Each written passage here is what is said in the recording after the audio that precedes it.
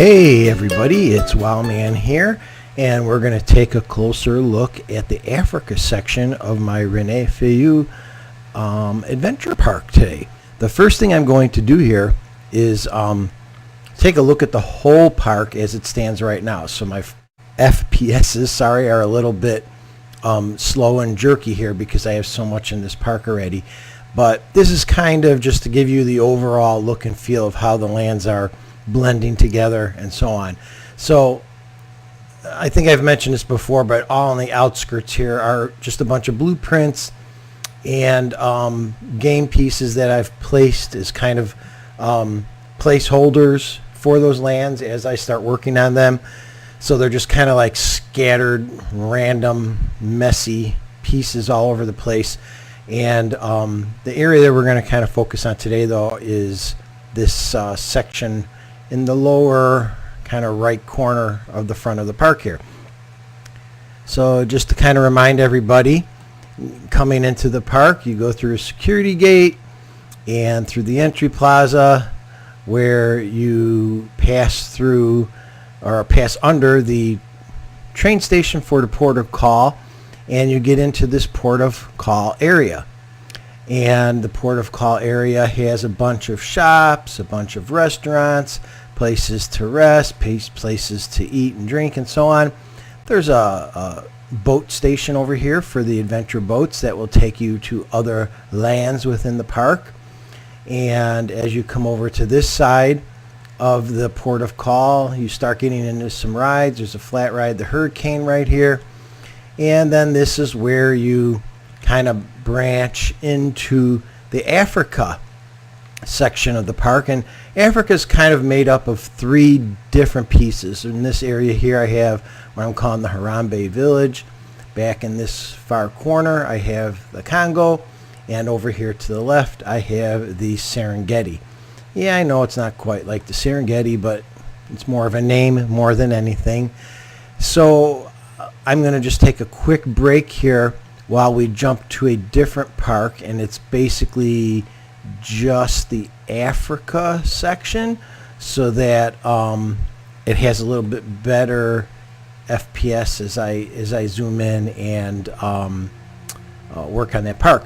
So we'll make that jump over right now and continue exploring in a little bit more detail. And here we are in a different version of my park that actually flows a little bit better, so hopefully it won't be as painful zipping around through this section of the park. So here we have the kind of two archways that lead into two different sections of Africa, the Harambe Market or Harambe Village. And over here I have Africa. It's really, I guess, the Serengeti. I may go back and change that signage at some point, because it really is the Serengeti section that bridge leads to. But let's take a closer look at that first. So as you go in, there's the walkway splits between two different directions here. Back here is kind of a dead-end walkway. There's just some market areas, a first aid station,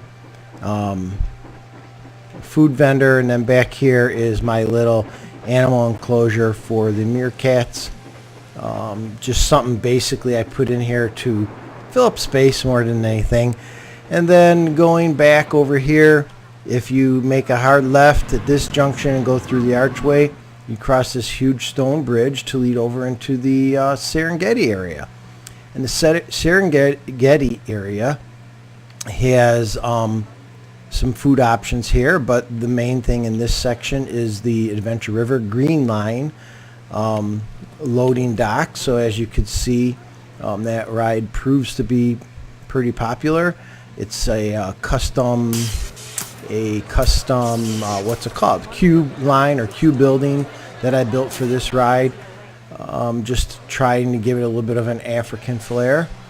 And also just something I want to point out here, there was a power grid, kind of like a transformer that was made that you'll see in the other side of the park, but I just thought it was a little too bulky for the game. It was a little bit too oversized. So using the idea and basis of the person that created that out in the workshop, I made some smaller, more realistic life-size version of these Transformers that I'm throwing up on some poles, and I'll probably be using those throughout the rest of the park as well. But just wanted to point out that I did copy that idea and general layout or look of those from the other person, and I'll have to throw up maybe in post-editing who it was that made those. But here, it's just a smaller, more, in my opinion, believable size for the game. And there's a generator that's powering the island. The Serengeti is basically an island when you zoom out and look at it right here. Over here we have a candy shop that I made. It was a hotel or something that somebody had out on the blueprints, but I filled it with a bunch of different blueprint pieces and made it into a little candy shop. Back here there's another little riverside trail. I seem to be kind of putting these in every land that I build, so it's just a little quiet walking trail back along the backside of this area. And also along the river here we have kind of a dockside chicken food stand. There is the Serengeti swing flat ride right here, and I really like the queue I did for this ride. It's kind of back, just like a shaded open air, lots of ferns queue, which includes a priority pass lane as well. And then over here we have the Serengeti Tower, the observation tower. And again, this queue line is more open air, but it does have a lot of shade canvases over the top, flowers lining the walkways and so on, and that kind of just meanders, sorry about the whipping around here, back and forth back in this little sliver of a corner of the park. Moving back over to this side, as you come off the bridge to the right of the bridge, there's this structure that houses some food, a little gift shop, bathrooms, and first aid. And if you go through here, turn around, there's information booths back here. And all along this walkway is where you have some animal viewing. It's, more of a Serengeti. You got giraffes, zebras, elephants, ostriches, things like that. And I tried to make a mixed type of environment for these guys. So there's some grass areas, there's some shallow water with reeds growing, things like that. Tried to make it a little believable as far as, having like concrete faux logs, along the edge to protect the guests, from the elephants storming them.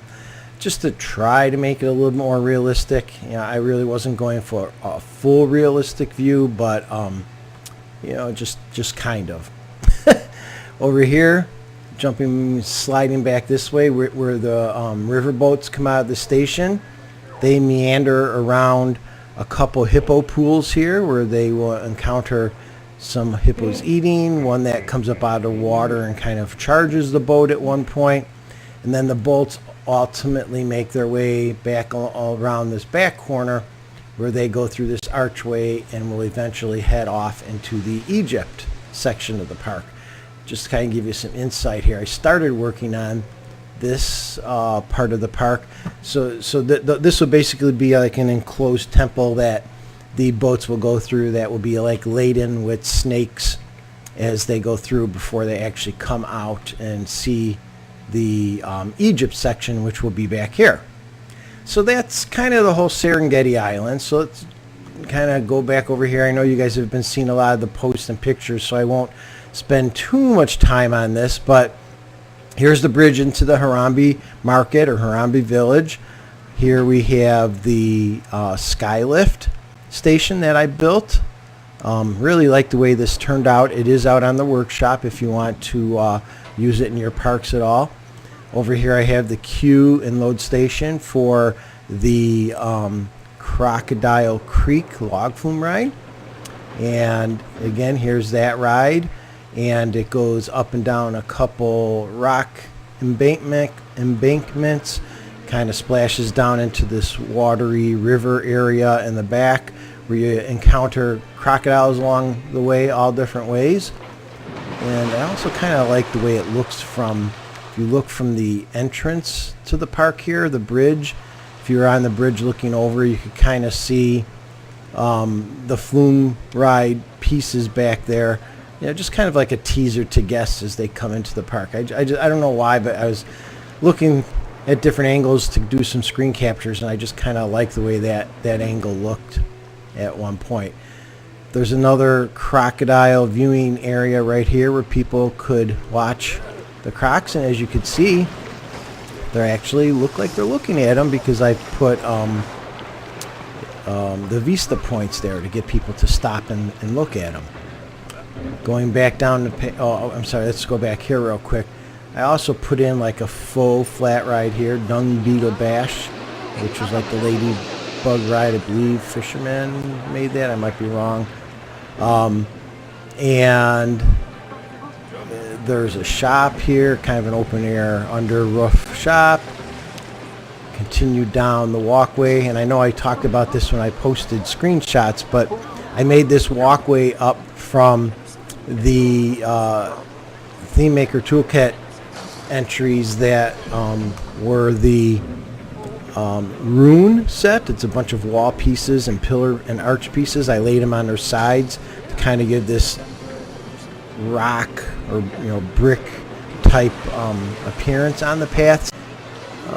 Continuing down the path to the right, you have a little alleyway that leads to the Soaring Eagles queue line, and that queue line is around and inside this building that I downloaded from the workshop as well, but they'll eventually make their way from the upper level and go down to load onto the flat ride. I know a lot of people, or a few people, are asking about the ground that I have here, and this is, I know I use billboards a lot for grounds, but this whole section here, this is all painted terrain that I did. As you get into this section here, I go back into billboards for the ground cover, but other than that, everything else in this Harambe area is all actual in-game painted flat terrain. There's also a flat ride right here, again kind of hidden in the back alley. You go through this building for the queue line, and then you move into the Congo section of the park. There's a toy store right here, which I call the Toy Barn. A couple places to eat, and then again the queue line for the balloon flat ride goes through this building, exits in the back, and continues on again, just to put the flat ride in this back corner. I kind of wanted these three flat rides to not be like in the forefront. I want it to be like, oh, you're walking down this kind of village pathway, but hey, look, at way back here in the alleys there's some flat rides you could get on and have some fun. I also have this playground area I put in this back corner, and moving into the final back section of the Congo here, you have a train station. And again, I'm going to zoom in real quick here. I know you saw this in the pictures, but the train leaves the station, goes through some caverns with different settings and lightings, in which it will eventually come back out over here as it enters into the Egypt section of the park. So we'll look at more of that in detail later. And the signature ride for this area is Gorilla Mist Falls. I created a custom sign kind of for this ride, and again, using the rune set pieces, I built the entire queue line out of that, so you could see the queue line and the priority pass line kind of go back and forth through these broken up, dilapidated runes, where they eventually go into the station and the ride happens. So as you climb to what I call the upper level of this ride, the cars slowly go through a gorilla enclosure where you could view some gorillas, and then a chimpanzee enclosure as well, before it ultimately climbs to the top of the falls where it's a dive coaster that dives down over the falls. I really like the way it did turn out. Like I said, I like the way it fits in with the terrain that I carved around this, and I fit in all these other waterfalls to kind of add or accent the main falls. Just really do like the way this came out, and I was really happy with that. To think that I started this on a flat piece of land and built all this terrain around this to get it to look like this, it's just the terrain tools in this game amaze me on the detail and the coloring and the way you can make it look. I just love the way this whole rock outcrop turned out. And I know a lot of other people were asking if I carved this side of the mountain, which I did as well. So if you look down in, I kind of had this plateau area, but all of this is actually outside the park boundaries. Let's see if I could see it. Yeah, if you zoom in here, you could kind of see the park boundary dotted line goes right here, right through here. So all of this I had to edit and add in the scenario editor because it was outside the park boundary. So basically, that's about it. I won't keep you any longer. Let me know if you like it or you have any comments, and we'll keep working on this park. As you can see, I have a lot of it to go. I did take a poll, and the highest number of votes I had were to work on the Tibet or Nepal. I haven't decided what I'm going to make it yet, but that's going to be this section of park, so it's going to be this island, and probably will spill over this little waterway into this path area that will probably be reconfigured. But that whole this will all be made into like a snowy mountain area with a coaster and some flat rides and restaurants and places to shop as well. So that's what we'll work on next, and I think that's about it for now. I hope you guys enjoy it and have fun playing Planet Coaster.